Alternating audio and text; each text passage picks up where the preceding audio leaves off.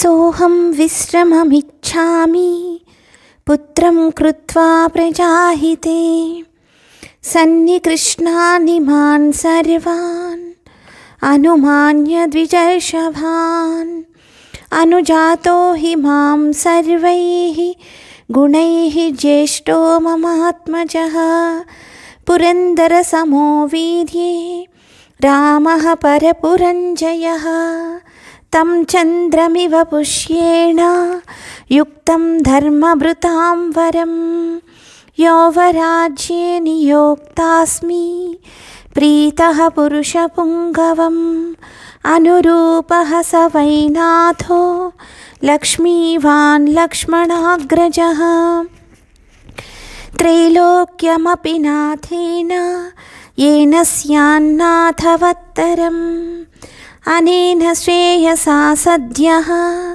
संयोज्यैवमिमां महीं गतक्लेशो भविष्यामि सुते तस्मिन् निवेश्य वै यदीदं मेनुरूपार्थं मया साधु सुमन्त्रितं भवन्तो मेनुमन्यन्तां कथं वा करवाण्यहं यद्यप्येषामनुप्रीतिः हितमन्यद्विचिन्त्यताम् अन्या मध्यस्थचिन्ता हि विमर्दाभ्यधिकोदया इति ब्रुवन्तं मुदिताः प्रत्यनन्दन् नृपानृपं वृष्टिमन्तं महामेघं वर्धन्त इव बर्हिणः स्निग्धोऽनुनादी संजग्ने तत्र हर्षसमीरितः जनो घोद्घुष्णसंवादो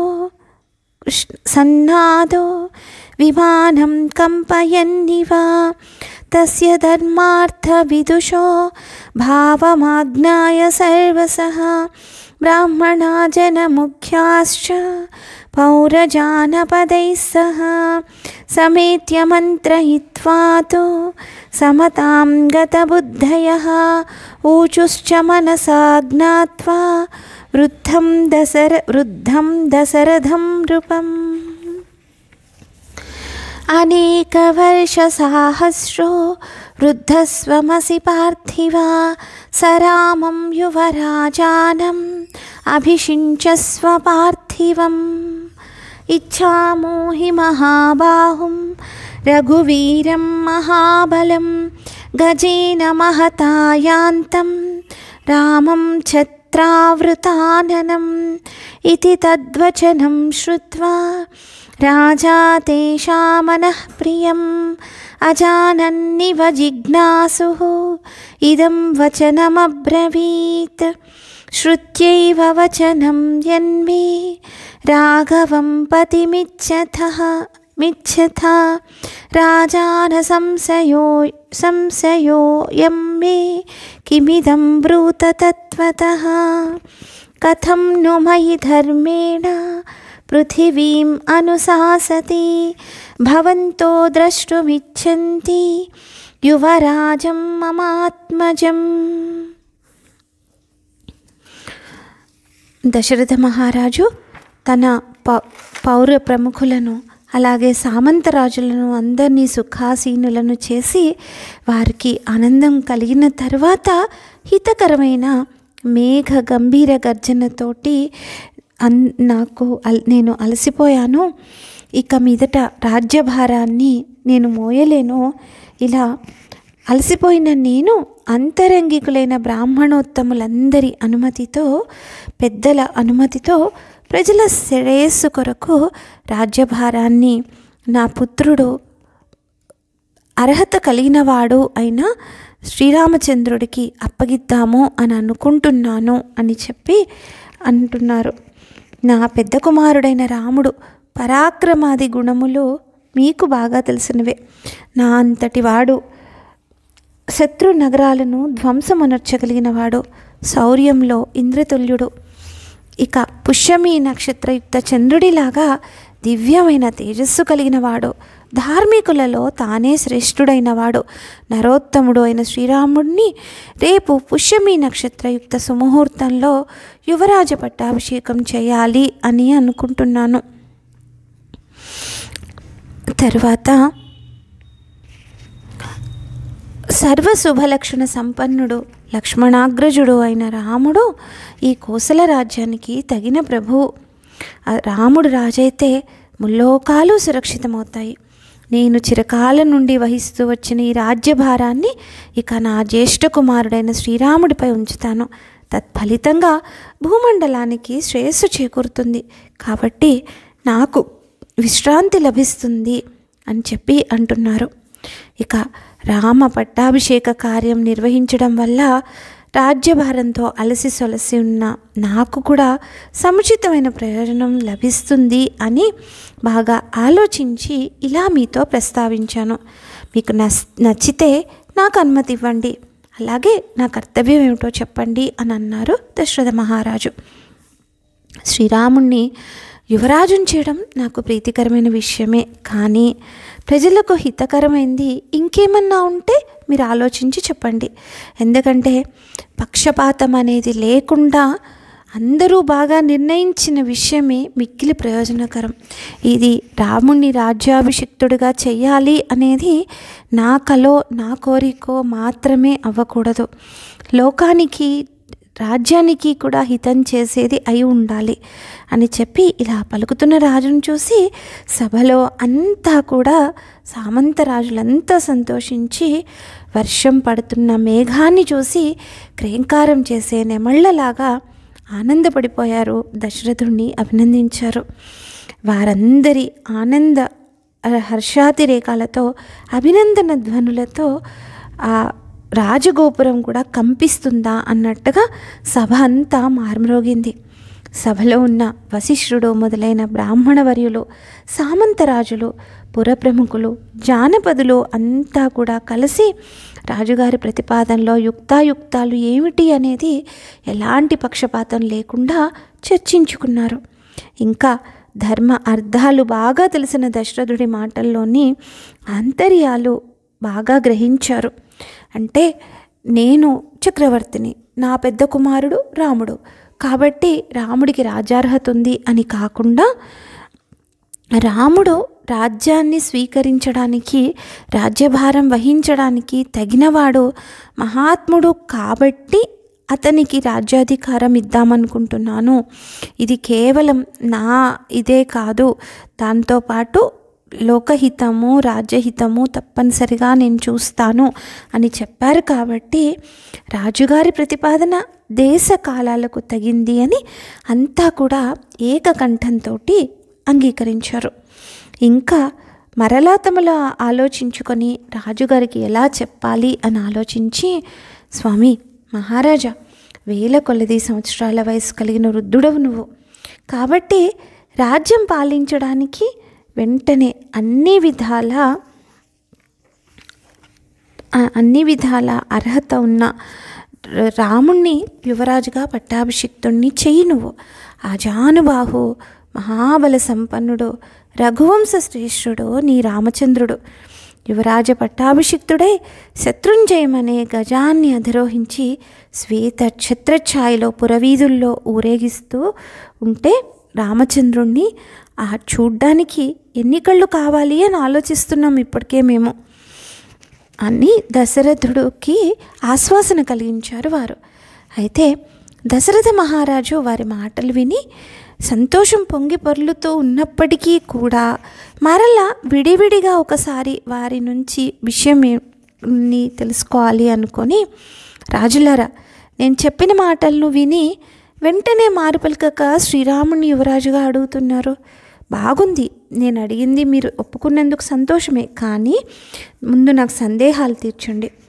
నా పరిపాలన బాలేదని రాజుగా అతన్ని కోరుకుంటున్నారా, లేక శ్రీరాముడి సద్గుణ ప్రభావాల వలన అతను మీకు రాజు కావాలని కోరుకుంటున్నారా? ముందు ఈ మాట చెప్పండి, నాకు తెలియాల్సిన అవసరం ఉంది అని చెప్పి అడిగారు దశరథ మహారాజు. ఎందుకంటే నేను కూడా ధర్మబద్ధంగానే పరిపాలిస్తున్నాను, మిమ్మల్ని అందరినీ నా బిడ్డల్లాగే చూసుకున్నాను, రక్షణ భారం వహించాను ఇంతకాలం, ఇన్ని వేల సంవత్సరాలుగా. అయినా నా కుమారుడు రాజు కావాలి అని వెంటనే ఎందుకు అన్నారు? మీరు వెంటనే ఎందుకు ఒప్పుకున్నారు? ఎందుకు అభిలషిస్తున్నారు అని చెప్పి మరొక్కసారి వారి నుంచి ఆమోదం సంపూర్ణంగా మనస్ఫూర్తిగా వస్తోందా లేక ఇంకా ఏదైనా ఒత్తిడి వల్ల ఒప్పుకుంటున్నారా అనేది తెలుసుకోవాలి అని మరలా ప్రశ్నించారు మహానుభావుడైన దశరథ మహారాజు. అప్పుడు అక్కడ ఉపస్థితులై ఉన్న రాజులు, పౌరులు, జానపదులు అంతా కూడా ఎంతో ఉదారంగా మరలా అడుగుతున్న చక్రవర్తిని చూసి, ఏమిటయ్యా దశరథ మహారాజా, నీ కుమారుడికి పెక్కు కళ్యాణ గుణాలు ఉన్నాయి కాబట్టే, దైవతుల్యుడు ధీశాలి కాబట్టే కోరుకున్నాము. ఇప్పుడు నీకే నీ రాముడి గుణాలు చెప్తాము, విను, ఆనందపడదు కానీ అంటూ,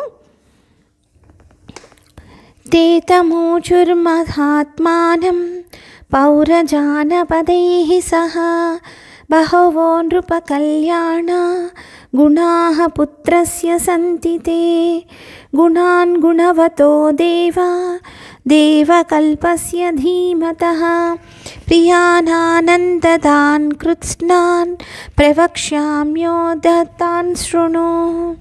దివ్యైర్గుణైః సక్రసమో రామః సత్యపరాక్రమః ఇక్ష్వాకుభ్యోऽపి సర్వేభ్యో హ్యతిరిక్తో విశాంపతే. రామః సత్పురుషో లోకే సత్యధర్మపరాయణః సాక్షాద్ రామాద్వినిర్వృత్తో ధర్మశ్చాపి శ్రియా సహ.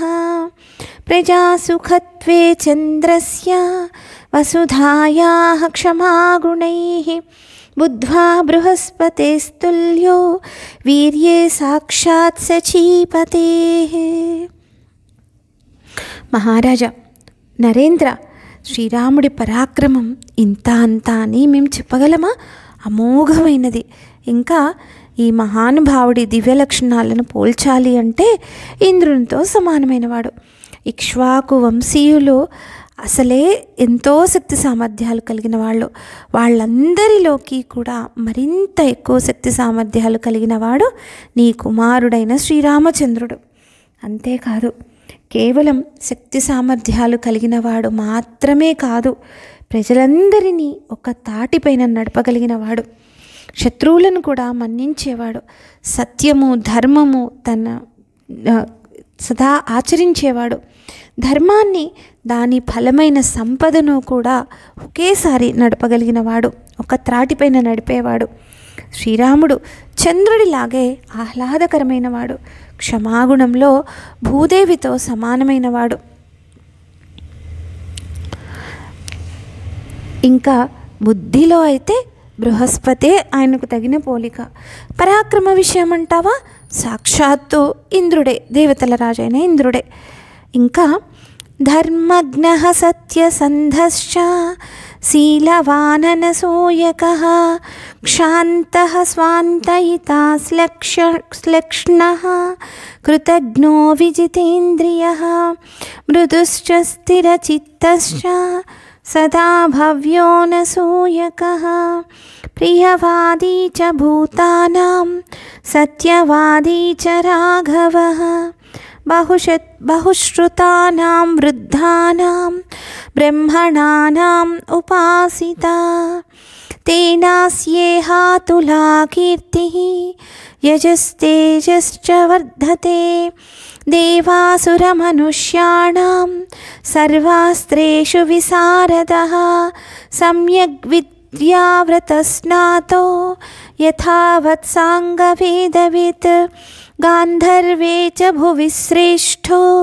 బభూవ భరతాగ్రజః కళ్యాణాభిజనః సాధుః అధీనాత్మా మహామతిః ద్విజైరభివినీతశ్చ శ్రేష్ఠైర్ధర్మార్థనైపుణైః యదా వ్రజతి సంగ్రామం గ్రామార్థే నగరస్య వా గత్వా సౌమిత్రిసహితో నావిజిత్య వివర్తతే సంగ్రామాత్ పునరాగమ్య कुञ्जरेण रथेन वा पौरान् स्वजनवन्नित्यं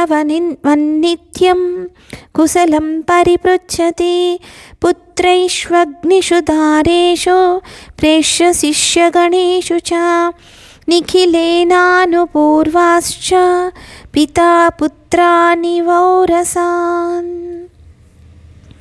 సామాన్య ధర్మాలు విశేష ధర్మాలు కూడా చక్కగా తెలిసినవాడు. తాను చేసిన ప్రతిజ్ఞను, తన పెద్దలు చేసిన ప్రతిజ్ఞలను అన్నిటినీ కూడా నిలుపుకునేవాడు. ఏదో గాలి మాటలాగా వదిలేసేవాడు కాదు నీ కుమారుడు. ఇంకా ఈ మహానుభావుడు చక్కని సౌశీల్యం కలిగినవాడు. వేరే వాళ్ళను చూసి అసూయ చెందడం అనే లక్షణం లేనివాడు. ఇంకా అపరాధులను కూడా క్షమించేవాడు. బాధపడేవాడని, కుపితులైన వారిని ఓదార్చేవాడు. చక్కగా మాట్లాడేవాడు. ఇతరులు ఒక్కసారి చేసిన చిన్న ఉపకారాన్ని కూడా కొండంతగా భావించేవాడు జితేంద్రియుడు ఈ మహానుభావుడు. ఇంకా ఈ రఘువీరుడు మెత్తటి స్వభావం కలిగినవాడు, స్థిరమైన చిత్తం కలిగినవాడు, భక్తపరాధీనుడు, అసూయ అనేదే లేనివాడు, అందరితోటి సత్యమే మాట్లాడేవాడు. దాంతో పాటుగా ఆ సత్యాన్ని హితంగా మాట్లాడేవాడు కూడా ఈ పిల్లవాడు. వేద శాస్త్రాలు సకల విద్యలయందు ఆరితేరినవాడయ్యా రామచంద్రుడు. శీల వయోవృద్ధులైన బ్రాహ్మణోత్తములను సదా సేవించేవాడు రామచంద్రుడు. వృద్ధులను సేవించడం ద్వారా సాటిలేని కీర్తి ప్రతిష్టలు ఇప్పటికే పొందినవాడు మన రామచంద్రుడు. శత్రువులను రణరంగంలో ఎలాంటి శత్రువునైనా సరే అలాగే నిలబెట్టగలిగిన శక్తి సామర్థ్యాలు కలిగినవాడు మన శ్రీరామచంద్రుడు. వివిధ అస్త్రాల విద్యలలో కౌశలంతో పాటు ఆ కౌశలం కూడా మామూలు కౌశలమా రాముడిది? దేవతలను, అసురులను, మానవులలో అందరినీ కూడా మించినవాడు. గురుకులంలోనే ఉండి అధ్యాపకుల శిక్షణలో వేదాంగాలను చక్కగా అభ్యసించి ఆరితేరిన వాడయ్యా రామయ్య. ఇంకా అంతవరకే అని అనుకుంటే కుదరదు. సంగీతం లాంటి గాంధర్వ విద్యలలో లోకోత్తరుడు.